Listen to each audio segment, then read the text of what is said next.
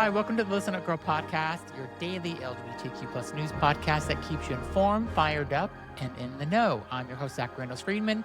Today is Thursday, May 28th. We are literally days away from Pride Month, and the world is moving fast, and we have 6 stories today that you absolutely need to hear.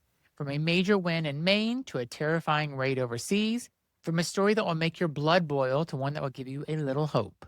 And we are closing with a gay icon who reminded us, the world this week, that she is still very much here. So let's get into it. Starting in Maine, anti-trans ballot measure dead in its tracks. Maine's Secretary of State, Sheena Bellows, ruled this week that an anti-transgender campaign called Project Girls Sports in Maine submitted invalid and forged signatures in its bid to get a measure on the November ballot, and one that would have banned trans students from school sports and restrooms. The campaign, bankrolled by out-of-state billionaire Richard Uihlein, submitted 79,692 signatures, well over the 67,682 required to qualify. But a court reviewed invalid more than 12,500 of those signatures, leaving the campaign just 532 short of what they needed. That's right, they cheated and then they lost. Secretary Bellows put it plainly: we take the integrity of the petition just as seriously as we take the security of voting. It's really important that anyone seeking to place an initiative on the ballot follow the law. The group has 10 days to appeal, but as of today, the anti-trans measure will not appear on Maine's November ballot. Opponents of the initiative pointed out simply that the petitioners failed to follow the rules. A win for trans kids in Maine, and a reminder, when you play dirty, sometimes you still lose. Next, over a quarter of LGBTQ people feel excluded from Pride. Pride Month is literally days away. June 1st is right around the corner, but new research is raising some important questions about who Pride actually serves. A new survey found that just 25% of respondents felt mainstream Pride was inclusive.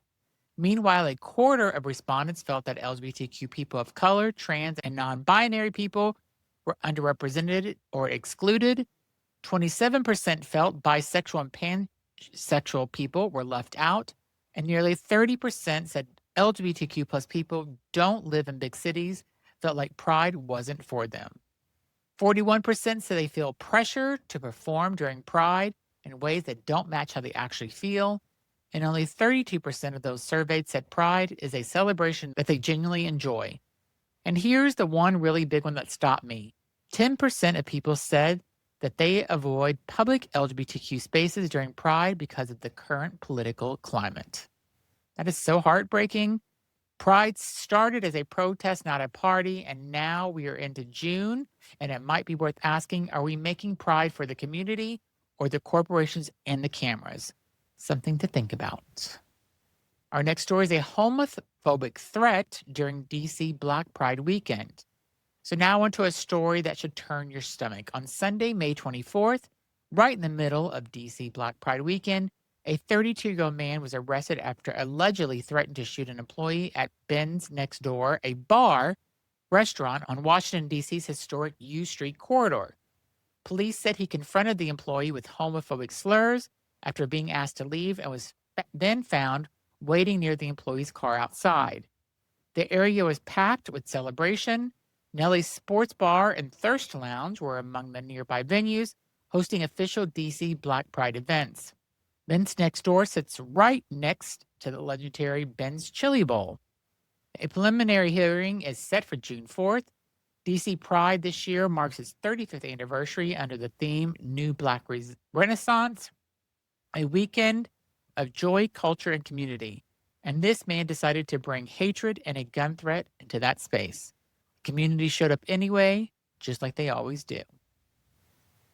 Next, D.C. Black Pride sponsors went dark, but stayed loyal. Speaking of D.C. Black Pride, there is another part of the story that deserves its own moment. This year, D.C. Black Pride faced a wave of pressure from the Orange Convicted Felons anti-DEI campaign.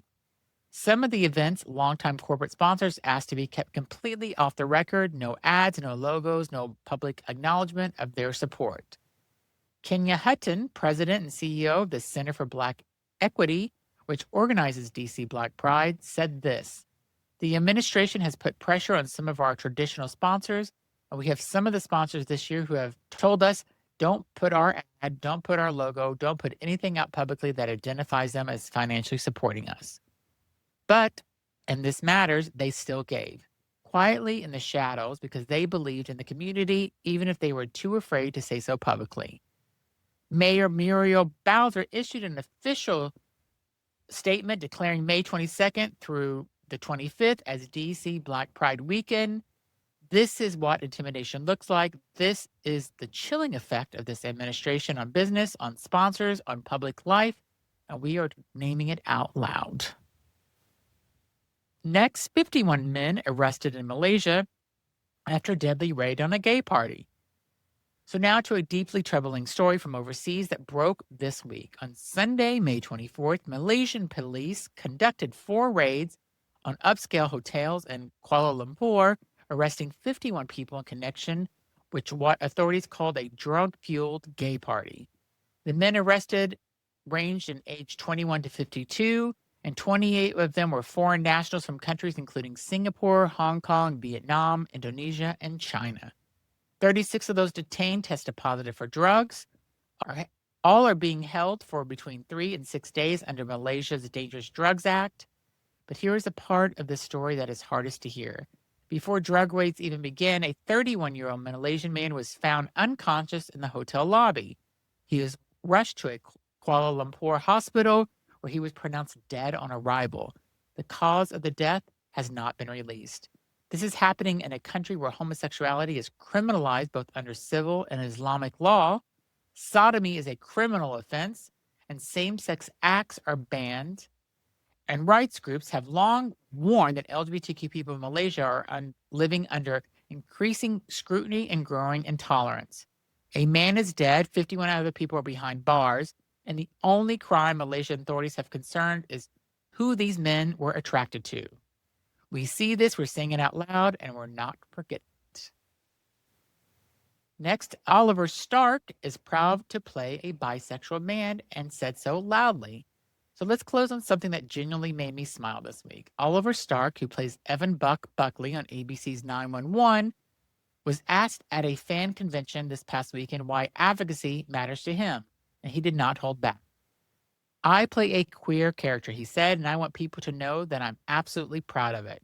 He went on to talk about how Buck's bisexual storyline has resonated specifically because it's about a man in his 30s, not a teenager, discovering a new facet of his identity.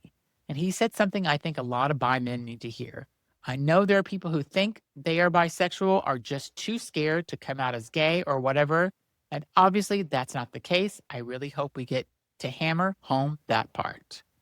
Representation matters. A straight actor choosing to step into a bisexual storyline and then showing up for that community loudly and unapologetically, that matters too. Buck is bi, Oliver Stark is proud, and heading into Pride Month, and so are we."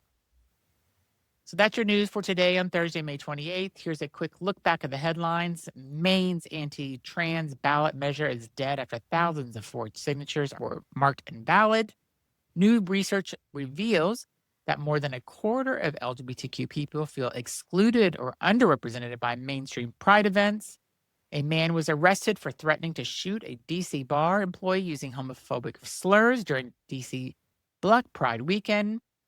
DC Black Pride sponsors stayed loyal this year but had to go in the dark under pressure.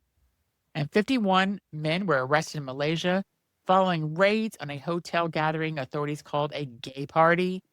And we are days away from Pride Month. And this news is heavy, but we are still here. We are still loud, and we are still fighting. Again, I'm Zach Randles-Friedman, your host of Listen Up Girl. Share today's episode with someone who needs to hear it. Subscribe wherever you get your podcast, and come back tomorrow with more news, because the news doesn't stop, and neither do we. Thanks for listening.